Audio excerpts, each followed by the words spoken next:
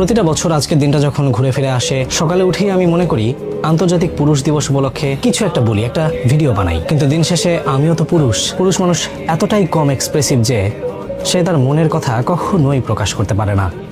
আমিও পারিনি। আজ সমস্ত লাজ লজ্জা ভুলে ক্যামেরার সামনে বসেছি, নিজের জন্য কিছু মনের কথা খুলে বলতে। অ্যাটলিস্ট চেষ্টা করব। পুরুষ মানুষ তার পছন্দের মানুষটার জন্য গান লিখতে পারে, কবিতা লিখতে পারে, মনের মাধুর মিশিয়ে উজাড় করে ভালোবাসতে পারে, কিন্তু নিজের বেলায় নিজের মনের কথা বলার আগে 100 বার ভাবে। এজন্যই হয়তো পিকি ব্লাইন্ডার্সের টমাস শেলবি ক্যারেক্টারটা পুরুষ মানুষের এতটা পছন্দের। মনের মাঝে ঝড় বয়ে যায়, চিৎকার করে ভেঙে চুরে ফেলতে ইচ্ছা করে সবকিছু, কিন্তু দিন শেষে সবকিছু গিলে হজম করে হাসি মুখে অবলীলায় বলে ফেলি, এই তো বেশ ভালো আছি।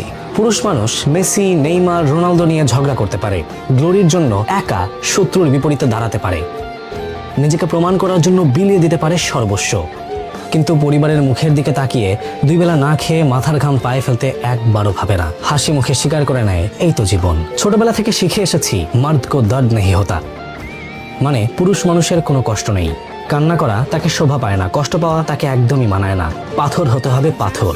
কিন্তু এই দুনিয়াব্যাপী কত পুরুষ মানুষ মানসিক যন্ত্রণায় ভোগে, তার খোঁজ কে রাখে? পুরুষ নির্যাতনের বিরুদ্ধে কোনো মামলা হয় না, আর পুরুষ মানুষ এতটাই কম এক্সপ্রেসিভ যে সে এটাও মেনে নেয়। সত্যি কথা বলতে, পুরুষ মানুষের নিজের কোনো জীবন নেই। সে অন্যের জন্য বাঁচে, পরিবারের জন্য বাঁচে, যাকে ভালোবাসে তার জন্য বাঁচে। দিনের পর দিন এভাবে পার হয়।